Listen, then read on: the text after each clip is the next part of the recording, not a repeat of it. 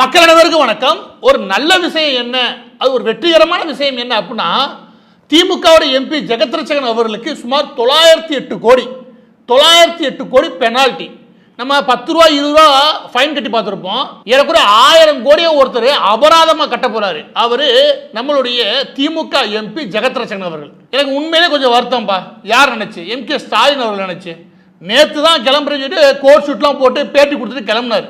கிளம்பும் போது விமானத்தில் போய்கிட்டு போது இப்படி உங்களுடைய எம்பிக்கு 1000 கோடி ஃபைனு இறங்கும் போது அவருக்கு செய்தி வச்சு வச்சுங்க, அவருக்கு என்ன மனநிலை இருக்கும்? அடுத்து மற்றவங்களாம் எங்கே போய் மாட்டுவானோ, எவன் வேணா அப்ரூவல் ஆவானோ, எவன் வேணா தானே வழியை போய் போட்டு கொடுப்பானோ அப்படின்ற என்ன வருமா இல்லையா? ஒரு மனுஷன் நிம்மதியாக அமெரிக்கா போயிட்டு வரக்குள்ள கண்ணி வெடி வச்சா என்ன அர்த்தம்? என்னால் எனக்கு உண்மையிலே வருத்தமாக இருக்குப்பா. இது எதனால் வெற்றி அப்படின்னு நாங்கள் சொல்ல விரும்புகிறோம் அப்படின்னா, வேற யாரும் இந்தியாவில் வேற யாரும் இது சம்பந்தமா, அதாவது சுமார் 26,000 கோடி முதலீடு அவர் ஸ்ரீலங்காவில் கொண்டு போய் திமுக எம்பி ஜெகத்ரட்சகன் அவர் முதலீடு பண்ண முயற்சி பண்ணியிருந்தார். அந்த நேரத்தில் செய்தியாக தான் கசிஞ்சிருந்தது. ஆனால் அது சம்பந்தப்பட்ட தகவல்கள், அது சம்பந்தப்பட்ட ஆதாரங்கள், சிங்கப்பூர் வழியாக எப்படி 26,000 கோடியை நகர்த்துறாங்க, அங்கே சில்வர் பார்க் இன்டர்நேஷனல் நிறுவனத்தை எப்படி நிறுவனாங்க, அதனுடைய பங்குகளை எப்படி தானும் தன்னுடைய மனைவி பெயரில் வாங்கினாரு, அதன் பின்பு அது சம்பந்தமான மொரிஷியஸ் நிறுவனங்கள், இது சம்பந்தமான எல்லா விதமான ஆதாரங்களையும் 2019 போல நாம தான் பொது வழிக்கு கொண்டு வந்தோம். எனவே இதை முதல் முறையாக எல்லா விதமான ஆதாரத்தோட வெளியே கொண்டு வந்த வகையில் நமக்கு இது வெற்றியே. இது எவ்வளவு பெரிய வெற்றி அப்படின்னு கேட்டீங்கன்னா, உங்களுக்கு ஒரு சின்ன தகவல் ஒன்று சொல்றீங்க. அதுக்கப்புறம் இந்த விவகாரத்துக்குள்ள என்னென்ன நீங்க தெரியுன்ற விஷயம் சொல்றேன். என்ன தகவல் அப்படின்னா, இந்த அமலாக்கத்துறை இருக்கு இல்லையா, இவங்க என்ன பண்றாங்க அப்படின்னா, இப்போ நடந்தக்கூடிய கேஸ் என்ன அப்படின்னா, இந்த ஃபாரின் எக்ஸ்சேஞ்ச் மேனேஜ்மெண்ட் ஆக்ட் கீழே, FEMA கீழே சுமார் 27,000 வழக்குகளை விசாரணை பண்ணியிருக்காங்க 6 வருஷத்துல. அதாவது 2023 வரைக்கும் சொல்றேன். அதுல சுமார் 17,000 வழக்குகள்ல 20,000க்கு மேற்பட்ட சம்மன் கொடுக்கப்பட்டிருக்குது. இதுல இந்த 17,000 வழக்குகள் இருக்கு பாருங்க, அதுல நிரூபிக்கப்பட்டு அதுல பெனால்டி, அதாவது அபராதம் விதிக்கப்பட்ட ஒட்டுமொத்த தொகை எவ்வளவு நினைக்கிறீங்க? 4,300 கோடி கூட கிடையாது. எவ்வளவு? 4,300 கோடி கூட கிடையாது. இதை ஏன் நான் சொல்றேன் அப்படின்னா, அந்த 17,000 பேர் யாருன்னா பெரிய கோடீஸ்வரனா தான் இருக்க முடியும். ஏன் அப்படின்னா, சில 100 கோடிகளை இந்த நாட்டுக்கு வெளியே உட்காந்து பண பரிவர்த்தனையை முடிக்கிறது, அதாவது இவங்களுடைய எல்லா பிசினஸ் கான்ட்ராக்டும், அதோடைய சேலை வாங்குறது விற்கிறது எல்லாமே இந்த நாட்டின் குடிமகனா உட்காந்துக்கிட்டு இந்த நாட்டுக்கு தெரியாம 3வது நாட்டை எல்லா விஷயத்தையும் முடிக்கிறது. இந்த மாதிரி முடிக்கிறது இல்லையா, இதன் மீது ஃபாரின் எக்ஸ்சேஞ்ச் மேனேஜ்மெண்ட் ஆக்ட் கீழே என்ஃபோர்ஸ்மெண்ட் டைரக்டரேட் வழக்கு பதிவு செய்யறாங்க. இந்த நாட்டுக்கு பொருளாதார குற்றங்களை செய்யறாங்கன்ற அடிப்படையில் இந்த நாட்டில் சம்பாரிச்சு இந்த நாட்டையே ஏமாத்திர வேணும்னு வச்சுக்கோங்க. இந்த மாதிரி தப்பு செய்யக்கூடிய 17,000 பேரை கண்டுபிடிச்சு அந்த கோடீஸ்வரன் வசூல் பண்ண தொகை எவ்வளவு?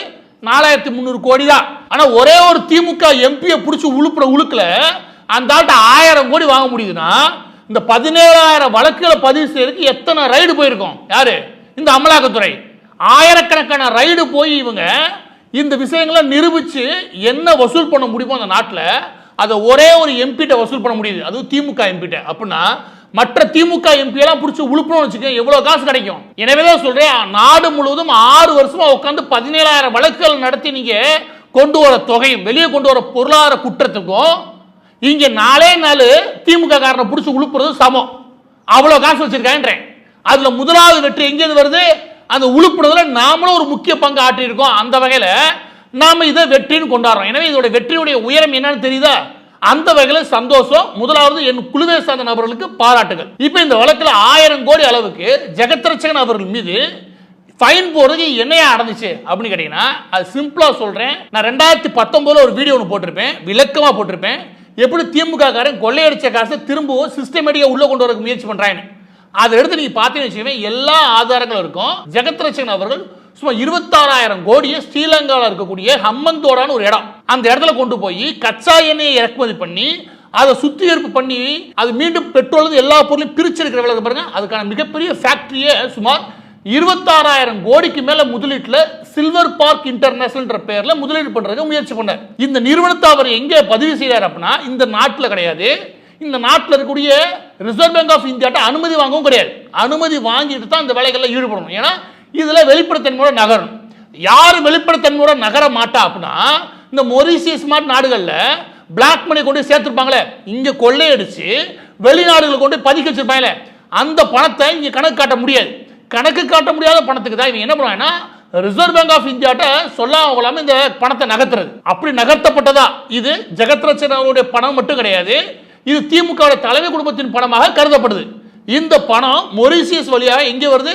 சிங்கப்பூர்ல இருக்கக்கூடிய சில்வர் பார்க் இன்டர்நேஷனல் ஒரு நிறுவனத்தில் 75% மேல பங்குகளை தானும் தன் மனைவி பேர்ல யார் வாங்குறா? ஜெகத் ரட்சகன் அவர்கள் வாங்குறாரு. இதற்கான ஆதாரங்களை அப்ப வெளியிட்டு இருந்தோம். அதோட சேர்த்து அந்த நிறுவனம் என்ன பண்ணுது? அந்த மொரீசியஸ் வழியா நுகரக்கூடிய இந்த பணம் இருக்குல்லையா, அந்த பணத்தை கொண்டு போய் ஸ்ரீலங்கால முதலீடு பண்றாங்க.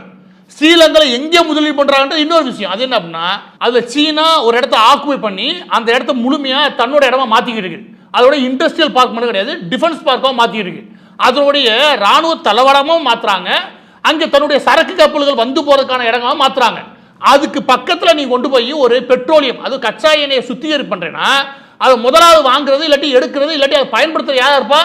சீன நிறுவனமாக இருக்கணும். அது சீன அரசாங்கமாக தான் இருக்க முடியும். கடை அப்ப சீன அரசாங்கத்துக்கு மிக நெருக்கமாக திமுக இந்த மாதிரி வேலைகளை ஈடுபடுதுன்னு அப்ப சொல்லியிருந்தோம். அதை உடனடியாக நிறுத்திட்டாங்க. யாரு? இது ஜெகத் ரட்சகன் அவருடைய தரப்பு. ஆனா விஷயம் வெளியே வந்துருச்சு. இததான் அமலாக்கத்துறை முன்பே வழக்கு பதிவு செஞ்சு விசாரணை ஈடுபட்டாங்க. அந்த விசாரணை அடிப்படையில் அவர் குற்றவாளி நிரூபிக்கப்படுறார். இதை எதிர்த்து என்ன பண்றாரு அப்படின்னா, ஜெகத் ரட்சகன் அவர்கள் நீதிமன்றத்தை நாடுறாரு. இதுல தானும் தன்னுடைய மனைவியையும் விடுவிக்க சொல்லி இந்த விஷயத்தில் தலையிட முடியாதுன்னு உயர் நீதிமன்றம் சொல்லிடுறாங்க. இதுக்கப்புறம் உச்ச நீதிமன்றம் போறாரு. உச்ச நீதிமன்றம் என்ன சொல்லுது அப்படின்னா, இந்த விஷயத்தில் தலையிட முடியாது. ஏன்னா அமலாக்கத்துறை விவகாரத்தை பொறுத்த வரைக்கும் அவங்க இந்த ஃபாரின் எக்ஸ்சேஞ்ச் மேனேஜ்மெண்ட் ஆக்ட் இருக்கு இல்லையா, அதுல உரிய ஆதாரங்களோட தான் இதை மேற்கொள்றாங்க. எனவே இதன் மீது தலையிட முடியாது நீதிமன்றங்கள் கை விரிச்சிடறாங்க. கடைசி என்ன வருது? ஏறக்குறைய 1000 கோடி அபராதம் யார் மீது விதிக்கப்படுது? ஜெகத் ரட்சகன் அவர்கள் மீது விதிக்கப்படுது. 1000 கோடி அபராதமா பண்றான்னு வச்சுக்கோங்க. ஒருத்தர் மீது ஃபைன் போடுறாங்கன்னா அது எவ்வளவு பெரிய ஃப்ராடா இருக்கும். நீ கொஞ்சம் யோசிச்சு பாருங்க, அது எவ்வளவு பெரிய ஃப்ராடா இருக்கும்.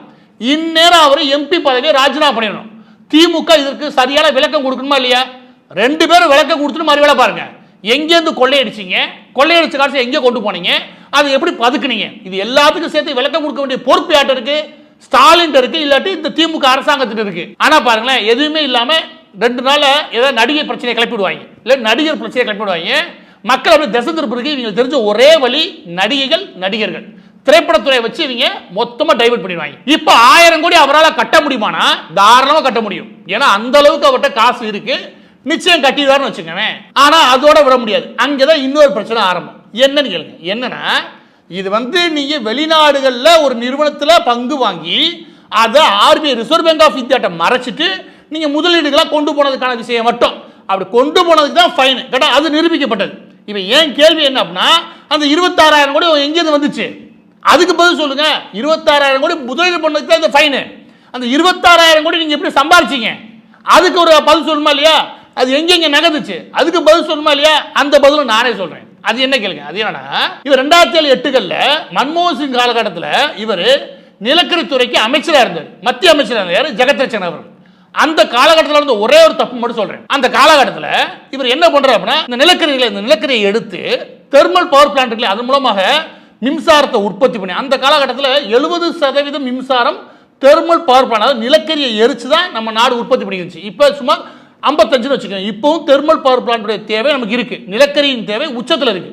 அந்த நிலக்கரி இருக்கு இல்லையா, அந்த நிலக்கரியை வாங்கி அதை வச்சு மின்சாரம் தயாரிக்கிறதுக்கான லைசன்ஸ் இருக்கு இல்லையா, இந்த லைசன்ஸை கொடுக்குற முக்கியமான பொறுப்பு ஜெகத் ரட்சகன் அவர்கள் இருக்குது. அதை வச்சு அவர் என்ன பண்றாருன்னா, லைசன்ஸ் கொடுத்து லஞ்சம்லாம் வாங்கல, அதுக்கு பதில் அவர் நிறுவனத்தை உருவாக்குறாரு. எப்படி? ஒரு நிறுவனத்தை உருவாக்கி அதுக்கு லைசன்ஸ் கொடுத்துறாரு. தானே அந்த லைசன்ஸை வாங்கி அந்த நிறுவனத்தை உருவாக்கிறது. அந்த நிறுவனத்தை உருவாக்குனதுக்கு அப்புறம் அந்த நிறுவனத்தை விற்கிறது. சொல்ல புரியுதா? அது திமுக காரன் திருடுறதுக்கு ரூம் போட்டு யோசிப்பான் பேரு. உலகத்திலேயே திருடுறதுக்கு ஒரு பெரிய ஒரு டிக்ஷனரி ஒன்று போட்டு வச்சுக்கோமே, எப்படி எப்படிலாம் திருடுறான், நாட்டுக்குள்ள எப்படி எப்படிலாம் திருடிட்டு மாட்டிக்காம ஓடி போலாம் அப்படின்னு ஏதாவது ஒரு டிக்ஷனரி போட்டு வச்சுக்கோங்க, அது திமுகன்னு பேர் வைக்கணும். ஏன்னு கேளுங்க, அவ்வளோ யோசிப்பாங்க. அந்த மாதிரி ஒரு லைசன்ஸை விற்கிறதுக்கு பதில், லைசன்ஸ் வித்து லஞ்சம் வாங்குறதுக்கு பதில், அது லஞ்சம் வச்சுட்டாங்கன்னா அந்த லைசன்ஸ் பேர்ல நாமளே கம்பெனி ஆரம்பிச்சு கம்பெனியை விற்போம். Super idea. அந்த பேர்ல எதையுமே ஆரம்பிக்கல, அந்த லைசன்ஸ் ஒரு கம்பெனியை மாத்துறாரு. அது பேரு ஜேபி பவர்ஸ். அந்த ஜேபி பவர்ஸ் ஜெனரேஷனை பின்னாடி என்ன பண்றாரு அப்படின்னா, கேஎஸ்கே, அது ஆல்ரெடி தெர்மல் பவர் பிளான்ட்ல மின்சாரம் உற்பத்தி பண்ணக்கூடிய நிறுவனம், அந்த நிறுவனத்தில் விற்கிறாப்ல. இந்த கேஎஸ்கே நிறுவனம் இருக்கு பாருங்க, இந்த நிறுவனத்துக்கு மொரிஷியஸ்ல ஒரு கான்ட்ராக்ட் உண்டு. அப்ப இந்த நிறுவனத்தில் விற்கும் போது கூடுதலா பைசல் இருக்கு இல்லையா, அந்த பணம் எங்க வழியா நகர்ந்துருக்கும் நினைக்கிறீங்க? எது வழியா நகர்ந்துருக்கும்? இப்படியா ஒரு நிறுவனம் கிடையாது, இன்னொரு நிறுவனத்தை ஆரம்பிச்சு அதோட லைசன்ஸை விற்க முயற்சி பண்றாரு. இப்படி நிலக்கரி துறையில மட்டும் அந்த காலகட்டத்தில் மன்மோகன் சிங் அவர்களுடைய பீரியட்ல பெரிய லெவலில் கொள்ளையடிச்சது திமுக தான். நம்ம 2G பேசியிருக்கோம். உண்மையிலே பெரிய கொள்ளை நடந்தது நிலக்கரி ஊழல் தான். அந்த நிலக்கரி ஊழல் மிக முக்கியமான மாஸ்டர் மைண்டே திமுக தான், கருணாநிதி குடும்பம் தான். அந்த விதமாக சம்பாதிக்கப்பட்ட பணத்தின் மூலம் தான் இவ்வளவு பெரிய முதலீடை கொண்டு வர முடியும். இது எங்களுடைய அனுமானம்லாம் கிடையாது. இது ஏறக்குறைய உறுதிப்படுத்தப்பட்ட குற்றச்சாட்டு வச்சுக்கங்களேன். இந்த குற்றச்சாட்டுக்கு பதில் சொல்லுங்க. அப்படி நாட்டில் கொள்ளையடிச்சு சம்பாதிச்ச காசுக்கு பாருங்க, அந்த காசை தான் அது என்ன பண்றாங்க பாருங்க, சீனா பக்கத்தில் கொண்டு ஒரு எண்ணெய் சுத்திகரிப்பு ஆலையை உருவாக்குறதுக்கு இந்த கும்பல் முயற்சி பண்ணுது. அதுக்கு 26,000 கோடி அங்கே கொண்டு போய் முதலீடு பண்ற. யோசிச்சு பாருங்க, கொள்ளை அடிச்சது சரி. அதை தமிழ்நாட்டில் கொண்டு வந்து முதலீடு பண்ண கூட என்ன இருக்கா பத்தியா? அப்படி 26,000 கோடி நீ முதலீடு பண்ணினா இங்கே சுமார் 30,000-40,000 மாணவர்களுக்கு இல்லைன்னா இளைஞர்களுக்கு வேலை கிடைக்குமா இல்லையா? அந்த நிலை இவங்களுக்கு கிடையாது. இவங்களுக்கு எங்கே வேணா போயிட்டு போது ஆனால் பதுக்கிறதுல வெளிநாடுல பதுக்குவாங்க. அதாவது தமிழ்நாட்டில் கொள்ளையடிப்பாங்க, அடிச்ச கொள்ளை சின்னன்னு வச்சுங்க, அதை வட மாநிலங்களில் பதுக்குவாங்க, கொஞ்சம் பெருசு வச்சுங்க வெளிநாடுகளுக்கு போயிடுவாங்க. இப்போ எங்கே போயிருக்காரு ஸ்டாலின்? வெளிநாட்டில் போய் அவர் முதலீடு கொண்டு வராராம். நீ அடிச்சிட்டு போன காசை கொண்டு வந்தாலே நாடு பொழைச்சிருமே. ஆக பதிவோட இறுதியாக நான் சொல்ல வேண்டிய விஷயம் என்ன அப்படின்னா, நாட்டு மக்களுக்கு இதுலயாவது கொஞ்சமா புத்தி வரணும். என்ன அப்படின்னா, இந்த நாடு ஏழையான நாடுலாம் கிடையாது. அதுவும் தமிழ்நாடுக்கு போதுமான அளவுக்கு வளம் இருக்குது, போதுமான அளவுக்கு வாய்ப்பும் இருக்கு. இந்த அளவுக்கான வாய்ப்பு மத்திய பிரதேசம் கிடையாது, உத்தரப்பிரதேசம் கிடையாது, பஞ்சாபும் கிடையாது. அவ்வளவு பெரிய சரியா புவியியல் ரீதியாக நம்ம இருக்கக்கூடிய இடம் இருக்கு பாருங்க. அந்த அளவுக்கு வாய்ப்புகள் அதிகமா இருக்கக்கூடிய விஷயம். உலக நாடுகள்லாம் முதலீடு பண்றதுக்கு ஏத்த இடமும் கூட. அதுக்கு டிஎம்கே ஏடிஎம்கே காரணம் கிடையாது, அதோட அமைப்பே அப்படின்னு வச்சுங்க. இதை வச்சு பெரிய லெவலில் கொள்ளையடிச்சு வாழ்ந்தவன் வேற யாரும் கிடையாது, கருணாநிதி குடும்பம் தான். நான் உறுதியாக சொல்லுவேன். அந்த கருணாநிதி குடும்பத்துடைய பினாமியலா இருக்காங்க பாருங்க, அதனுடைய காசெல்லாம் பிடிச்சி இந்தியா இப்படி ஃபாரின் எக்ஸ்சேஞ்ச் மேனேஜ்மெண்ட் ஆக்ட் ஏதோ ஒரு ஆக்டை போட்டு புதுசா கருணாநிதி குடும்பத்துக்கு எதிரான ஆக்ட் கூட ஒன்று உருவாக்கலாம். உருவாக்கி அந்த குடும்பத்தை மட்டும் பிழிஞ்சின்னு வச்சுக்கவே, எனக்கு தெரிஞ்சு மாசம் ஒரு 1000 கோடி ரூபாய் இவங்க வாங்கலாம். கடைசியா ஒட்டுமொத்தமா வலிச்சு ரக்கி விட்டுறலாம். அவ்வளவு பணம் இருக்குது. இதுக்கப்புறம் இன்னும் ஒரு 4 பேர் இருக்கான். யாரு இது சம்பந்தம் முக்கியமான ஆளுங்க, அவங்க பத்தி விஷயங்கள் வெளியே கொண்டு வரேன். அது மட்டும் கிடையாது, பிசுறு ஏகப்பட்ட நிறுவனங்கள் தான் இருக்குது. அது சபரீசன் அவர்களுடைய சித்தப்பாவோட நிறுவனம் ஒன்று இருக்குது. எல்லாத்தையும் வெளியே கொண்டு வரேன்.